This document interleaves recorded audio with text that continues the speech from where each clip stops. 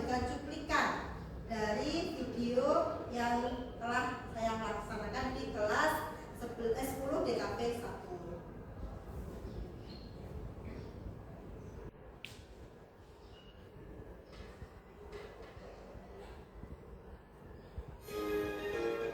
Nah, ini sekilas cuplikan di mana saya melaksanakan di kelola emosiku.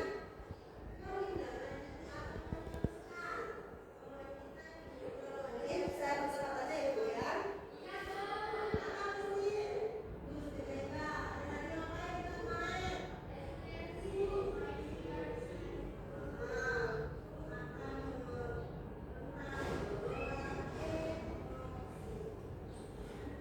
Nah, pada kesempatan ini saya memberikan kelola emosi di kelas 10 DKP 1. Nah, di mana dalam kegiatannya itu Bu, kita ada 4 aktivitas. Yang pertama itu aktivitas, refleksi, kemudian konseptual, dan aplikasinya seperti itu. Nah, di sini saya membagikan kartu ekspresi Bu, di mana anak-anak mengambil satu kartu yang menggambarkan kondisinya dalam hari ini atau seminggu ini, apa yang mereka rasakan. Ada yang ngambil sedih, ada yang ngambil sedang jatuh cinta, ada yang lagi galau, seperti itu.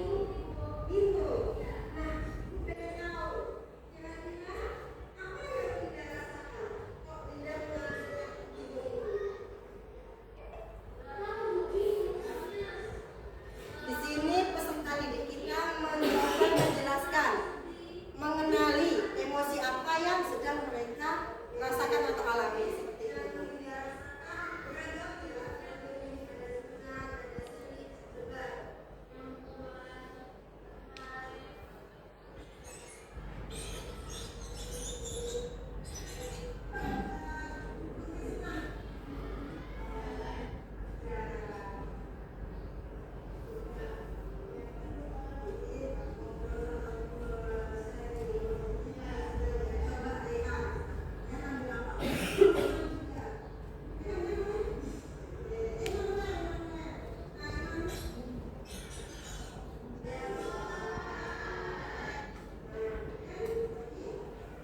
Di sini saya menjelaskan berbagai macam emosi seperti itu.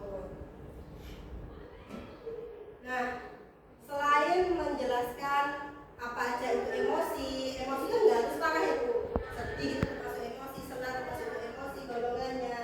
Nah, saya di sini memberikan teknik relaksasi dan self talk, di mana itu kita mencoba memeluk diri kita sendiri, ya kan?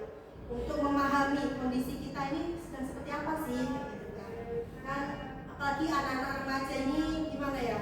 Lagi peralihan dari dia anak-anak ke remaja, otomatis tantangannya luar biasa.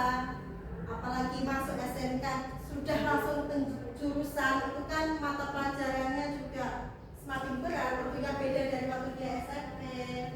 Udah mulai mengenal cinta-cintaan. Nah, itu perlu banget kita membuat kondisi mereka itu lebih rileks, lebih memahami, dan tahu bagaimana cara untuk melepas rasa emosi dalam dirinya.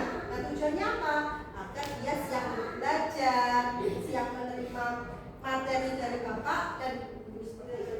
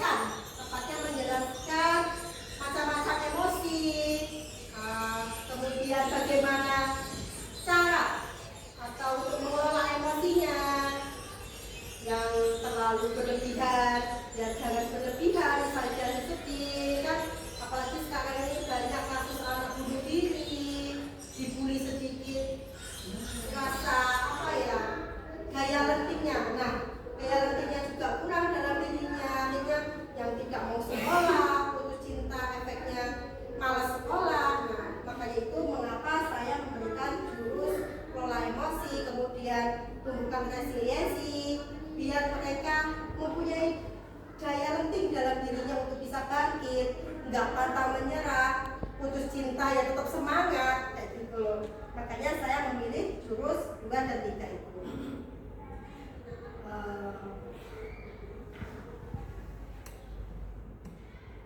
Nah, tujuan dari kegiatan saya dalam implementasi ini, Bu, yang pertama itu di jurus 2 kelola emosi itu tujuan saya membantu peserta didik mengenali dan menamai emosi yang sedang dirasakan. Kadang anak itu juga tahu, aku ini sebenarnya lagi marah kah atau lagi bahagia kah. Jadi setiap ada masalah itu yang membuat dia akhirnya apa?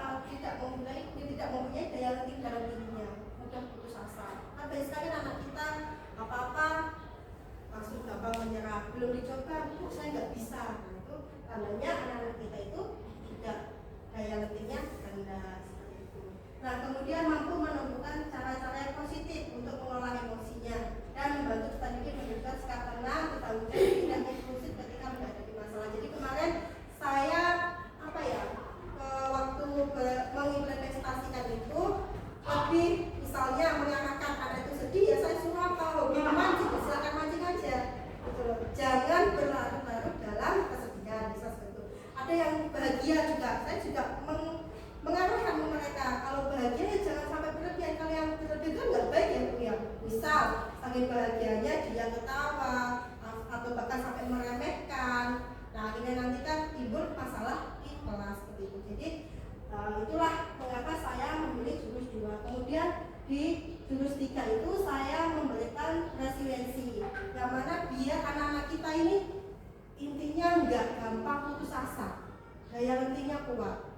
Nah saya berharapnya juga di pelajaran Bapak dan Ibu ditingkatkan juga rasa daya lentingnya. Karena apa Bu?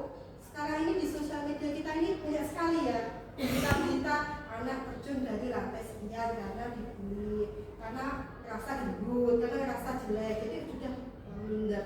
Nah makanya itu mari kita sama-sama selain membuat anak kita menjadi pintar, tapi yang lebih penting lagi membuat dia menjadi tangguh, ya kan Pak Bu? Jadi ya apalagi kita ini kan SMK, orientasinya kan anak nggak hanya kuliah tapi lebih ke mana ya, siap untuk bekerja. Karena anak kita kan kayak gitu, apalagi di dunia kerja ini kan lebih ekstrim ya Bu dibandingkan dunia sekolah. Dinding aja bisa bicara kalau di dunia kerja, seperti itu ibaratnya. Nah maka itu anak-anak kita mari kita didik yang tangguh biar dia memiliki emosi yang baik, memiliki daya lenting yang baik seperti itu. Kemudian alasan saya memilih ini yaitu saya melaksanakannya di kelas di KP 1. Kan mereka kelas 1 ya Bu ya, lagi di tahap mereka menyesuaikan dengan lingkungan, menyesuaikan dengan pelajaran, apalagi di BKP itu kan produktifnya cukup berat seperti itu. Jadi saya pengen mereka itu tidak stres dalam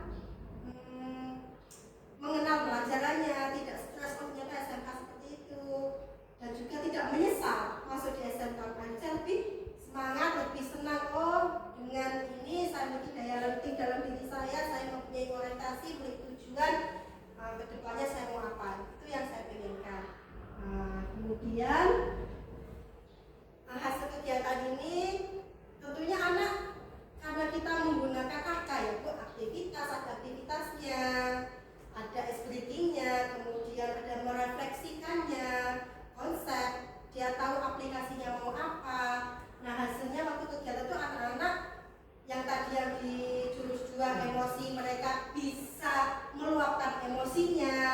Kemudian waktu di resiliensi anak-anak lebih semangat, lebih tahu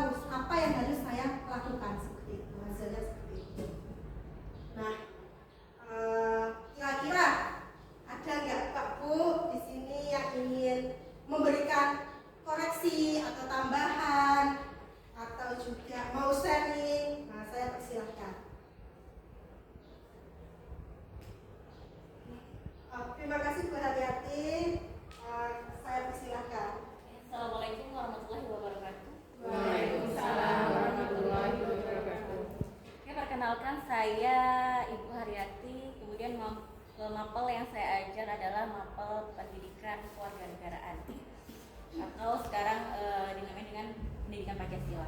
Oke, dari hasil praktik baik yang sudah dilakukan kuliah, ya, di sini saya hanya memberikan tanggapan.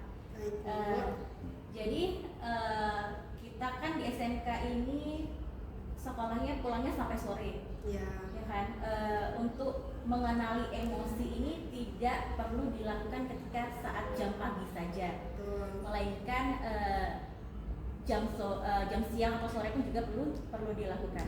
Nah, untuk mengenali emosi ini biasanya saya tidak menerapkan dengan gambar, melainkan dengan menanyakan perasaan apa yang dia rasakan saat ini dan apa yang terjadi gitu. Jadi misalkan satu persatu saya tanyakan, kemudian nah tujuannya apa, biar mereka itu mengenali apa emosi yang dia rasakan, kemudian dia tahu bagaimana mengendalikan emosi yang dia rasakan itu. Nah, jadi untuk praktik baik yang sudah Ibu sampaikan sangat baik, ya, bisa diterapkan di mata pelajaran lain selain dari BK, ya begitu Bu. Terima kasih Bu Haryati atas tanggapannya. Benar Bu, kan banyak sekali ya Bu cara-cara kita, apalagi saya percaya bahwa ibu-ibu di sini juga guru-guru yang hebat, guru-guru yang banyak ilmunya. Nah, aktivitasnya kan banyak ya, dengan cara kita menanyakan kabar, kalau saya tadi dengan menggunakan kartu seperti itu. Penting sih Bu ya, kita tahu kondisi emosi peserta kita sebelum kita memberikan materi itu. Saya yakin ibu-ibu di sini semua pasti sudah menerapkannya itu. Nah, ada lagi Pak Bu? Cukup ya? Terima kasih Bapak Ibu sudah mau bersedia mendengarkan saya berbagi praktik baik ini. Sekali lagi saya mohon maaf, di sini saya tidak ada niat untuk menggurui atau apa, tapi ingin berbagi atau kita sharing seperti itu. Sebelum saya akhiri, saya ucapkan terima kasih. Saya akhiri, wassalamualaikum warahmatullahi wabarakatuh.